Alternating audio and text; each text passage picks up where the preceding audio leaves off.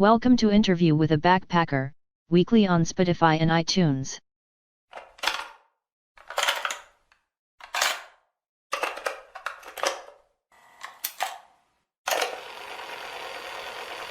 For everyone that lives in the moment. Welcome to the second episode of Interview with a Backpacker. I'm in Cairns again, and today's guest is a very special guest. His name is Timmy.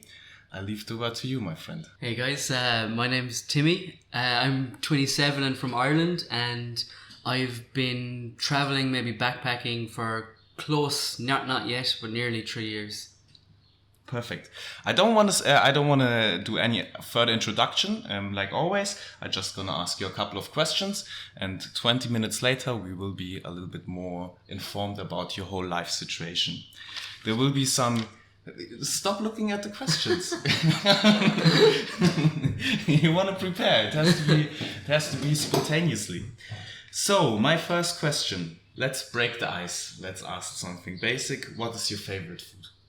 My favorite food is probably rice, but rice with any sort of sauce, curry, is with chicken or any sort of meat is my definitely favorite dish. I don't have an exact one, but rice and something. Is there any Irish dish you prefer more than other Irish dishes, or? We have a famous dish in Ireland. It's called bacon and cabbage, but you can only get it in Ireland. So I haven't had it in a long time, but it's my favorite dish. Okay. It's something I miss. I really hope you're gonna get your bacon and cabbage soon. Which brings me to the next question. That was the worst. How did they do it? They have a connection word, and then they're gonna. Do you know what I mean? Yeah, kind of like a follow-on, a lead-on or something. A lead-on, a follow-on. I'm gonna cut this out. It's gonna sound way more fluent in the end. Your mother's a whore. Question number 2. So, how many beers can you drink before you get drunk? It really depends. It varies from 0.5, half a beer, to maybe 10, maybe 5 to 10 beers. But to be honest, it really depends. It hits me hard sometimes, so it doesn't. You know well. I think so. I know. Well, what do you think is the average amount of beer someone can do? Are you above the average? Like, can you drink more than other people, or are you below the average? No, I'm definitely below the average for getting drunk. But I sometimes match people, but I'm just way drunker than they are. That's the problem. How do you feel about that? Like, are you the first one on the parties getting drunk? Or is it just maybe an Irish tradition to drink a lot very fast? And it depends. In Ireland, I wouldn't be the first to get drunk, but I definitely would be usually drunk by the end of the night. But over here, I do seem to be the first to get drunk over here. But you're also someone who drinks a lot very fast. If that helps. Yeah. I don't know. Wonderful. I asked this in the last episode. Name your 2 main characteristics. I think I'm a very laid back person. I don't think there's much that would make me angry or excited or whatever. I'm just very kind of like flat level, laid back. I think is one characteristic, and then the other one is I don't know. Likes the party. Likes the party. I don't know what my other character is. Funny. I guess I like to joke. Funny. So laid back and likes to party. Yeah. That's the first. Yeah, the first 2 answers. Okay, I'm gonna write that down. Laid back and likes to party. Are you patriotic? Yeah, I absolutely I love Ireland. I'll eventually go back there and live there for sure. I love watching all the history stuff of how we got our independence, and I love watching like national sports and rugby, soccer. We're good at rugby. We're not too good at soccer or whatever. But I love watching us against other international teams. You even wear a green shirt. Right now, yeah, I'm wearing a very faded green shirt. Nice. How would a perfect date look for you? Perfect date? A perfect date. So it would literally be just straight back to mine. And that'd be my perfect date. Cheap and quick. Okay. So where do you meet this person? Like, do you meet through? Probably whatever, in a bar, I guess. Well, I don't know. My perfect day would be just go for dinner, nice meal, and then then whatever happens after that. Okay. It's a weird question, actually. That's a really good question. I thought it's going to be more fun, but you seem to be very bored. I'm not sure if that's the right way to land. What else do we have? Your mother's a whore. Yeah. One of my favorite questions, I forgot to ask this the last time. What is one weird or odd thing you're carrying around you're traveling with? What you would say, like other people would say it's weird, or maybe it's just other people don't have it with them. Maybe I know diving gear, scuba diving gear. Is that weird? No, it's not. That's weird. not weird. You have to find something different. Weird thing I'm carrying around. I'm not really carrying. Take your time. It's a hard question. I for myself, I don't even know it yet, and I thought a lot about it. What am I carrying around? Maybe it helps you if I tell about something weird I'm carrying around. I'm carrying around a lot of. I have to take care of a lot of people. It's like more some weights that are on my shoulders. Yeah. It's something I have to take care of other people. I have to watch over other people and people coming to me, and they actually ask me questions about life, future, about God, about religion. Yeah. And that's something I'm carrying with me, like some ballast on my shoulders. Okay. Is this helpful for you, or? Kind of, I guess. I'm only bullshitting. I was like, what? Ooh, that was the chair. Like yesterday, there was one chair breaking already, and this chair looks like it's also breaking. You're too fat. No, I have too many muscles. Yeah, I don't think this helps a lot. I was thinking more about something physical, something you can touch. Yeah, that's what I was thinking too. I don't have that much weird stuff. I don't have that much on me because I'm traveling pretty light. I just have my clothes and my diving gear, and that's really all I have. Yeah, I don't know, to be honest. Like, something weird. I have like a book, a travel diary or something. I used to plan where I used to go and stuff. I used to write out that stuff, but now it's just like a notepad with a pen. But what are you writing down? Do you make notes, or do you write down whole texts about your traveling? Well, no, I never used to write. When I started traveling, I used to plan everything. Like I had to be here by a certain date because originally I was only going to plan for travel for 6 months. Yeah. So I used to plan day by day. I should be here. Should be here. Should be here. But now I'm very much just go with the flow. I'm living kind of on the road a bit. So now it's just, I take notes of if email addresses, people's names, numbers. It's just a notepad. It's notes for yourself. Exactly. But if you read back through it, it just makes no sense to anyone. It's absolutely rubbish. But if it makes sense, if it makes sense for you, only that's okay as well. Yeah. Yeah. So what did you do before you started traveling? What was your occupation? Before I started, like I had kind of two occupations. I used to work as an engineer, environmental engineer. Yeah. To do with climate change and stuff like that, carbon emissions, and I also used to work on a farm, a family dairy farm, maybe on the weekends and stuff like that. So I kind of had two, and then I quit that to travel for 6 months, and I just kept going. I haven't been back to Ireland since. So eventually. I'm not sure will I ever go back to it, but it's definitely been a big change for sure. You mean going back to your occupation as an environmental engineer? Yeah, exactly. I don't it's the only thing I'm qualified to do, but I don't think I'll ever, from what I do now and the experiences I'm having on the road, I think it's just I'm a lot more happier now than I was back then. So I don't think I'll go back to it, but maybe I will in the future because the money is good. Yeah. But other than that, it sounds pretty cool to be awesome. To be honest, I have not really an idea what it is about, and there's probably a lot of specialties and different directions you can go. Yeah, there is. I was definitely career driven before I came, for sure. I was making my way up. I did a master's and all this kind of stuff.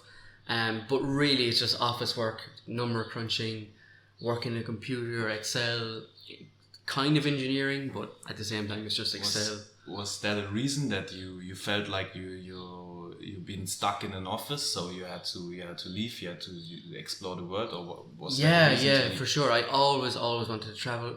I used to get like really good holidays, maybe take a month off to travel here and there.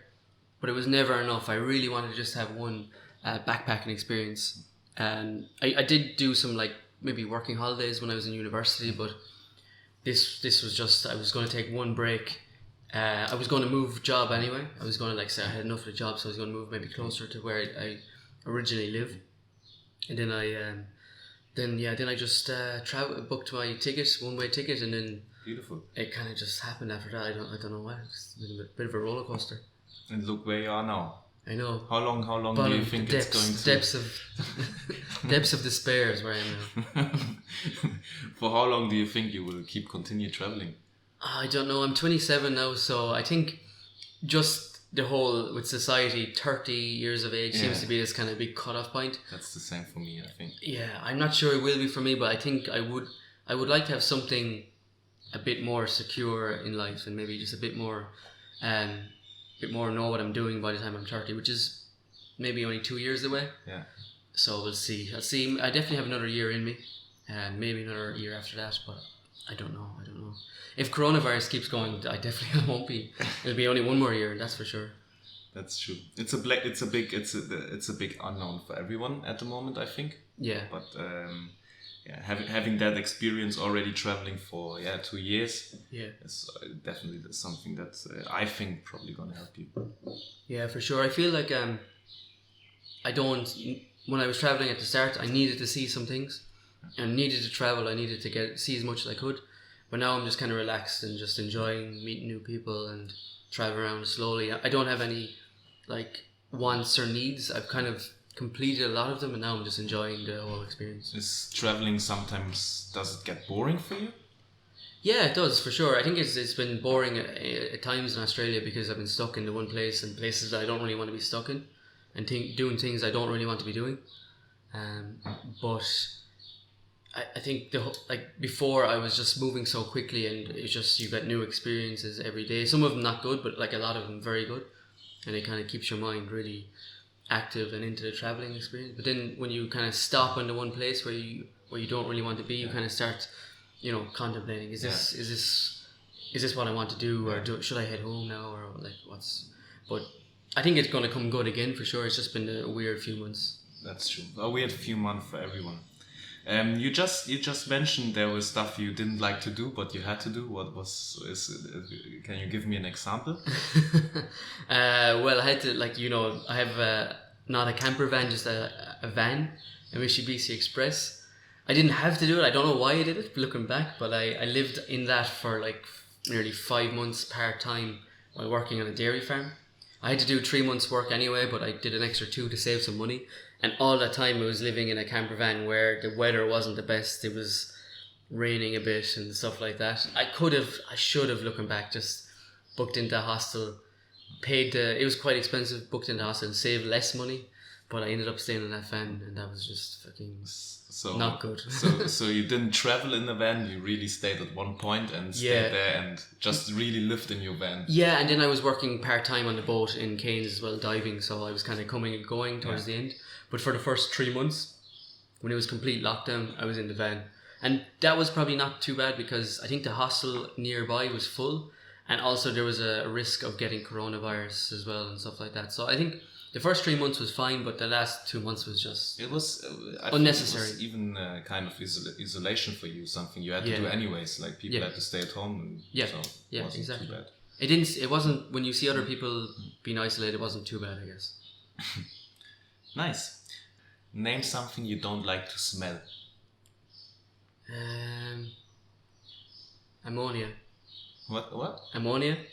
What's that? No, it's just a really horrible chemical. I just remember from my school days, we used to we had ammonia in the it's like you mix it with something else to make something else in the chemistry lab, and it's just the worst smell I've ever had in my whole entire life. But I don't know. How does it smell? Like you literally can't open your eyes or anything after it. So it burns. It burns, but it's also this worst. Just if anyone asked me what the worst smell I ever had, it was just this chemical ammonia. It was just so bad. Okay.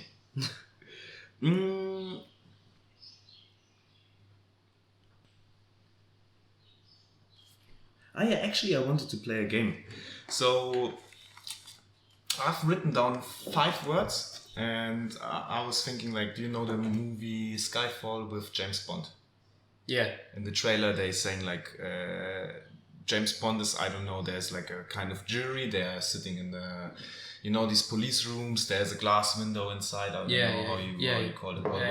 Interrogation rooms. Interrogation rooms. He's sitting in an interrogation room. Yeah. And this one person is asking him a question. She's saying some words, and he has to say the first word that is coming into his mind after hearing the word. Yeah. So I was wondering if we could play the same. What do you think about that? Yeah, cool. Go for it. Okay.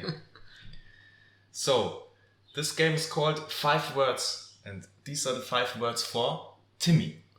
Number 1, as fast as you can. Laugh. Smell. I don't know.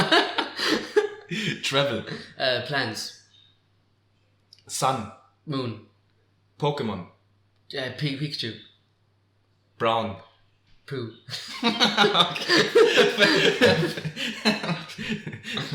We should maybe add some more words. It's really funny. I don't know where the smell came from there. Yeah. I don't know. Laugh, smell. I think you were talking about smell before. I think that's the reason, because there's no connection. Okay. Actually, Timmy, that's all the questions I have. I wish I was more creative. I wish I had more for you. But there's already a lot I know about you. I've listened to some of your stories. Yeah, not twice, maybe 3 or 4 times. So for me, it's boring, and actually, I don't. You don't really care. Is there maybe to say goodbye? Is there anything you want to share with the people? Is there anything you really learned from traveling, or from just something you want people to know? I guess for me, I think at the start I was very much, as I said, plan, get here by a certain day. But what I would do is, just looking back, pick what I really want to do and just travel as I wanted to, and not plan so much, and slow down traveling. Like if you think, okay, I'll get here in 2 days or whatever it is, like take 4 days and just slow down and meet the people, and don't plan every day, just like go with the flow. That's the only thing. That's what I've learned. That's what I really like now. I agree. Wonderful. Thank you, Timmy. Thank you guys for listening to this podcast again. Interview with a backpacker. Follow me on Instagram. It's DYSN49. You will also find some pictures of season 1 of this whole podcast, and maybe I let you guess who's who, or maybe I just write down the names. But in the end, if you want to know who's talking there, if you want to have something visual, check out the Instagram account. Thank you so much, guys. Hear you next week. Goodbye. Thanks for joining this episode of Interview with a Backpacker, weekly on Spotify and iTunes.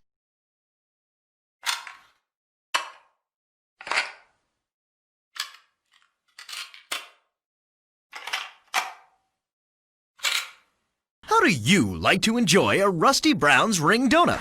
I like to lick lovingly around the outside and then thrust my tongue in the middle. I like to munch it vigorously. I just love the batter all over my face. On Friday nights, I just can't stop eating Rusty Brown's ring donuts. Oh my God, it's so good. Sometimes I like to wear women's panties and walk around 5th Street. When you go downtown, make sure you enjoy Rusty Brown's ring donuts.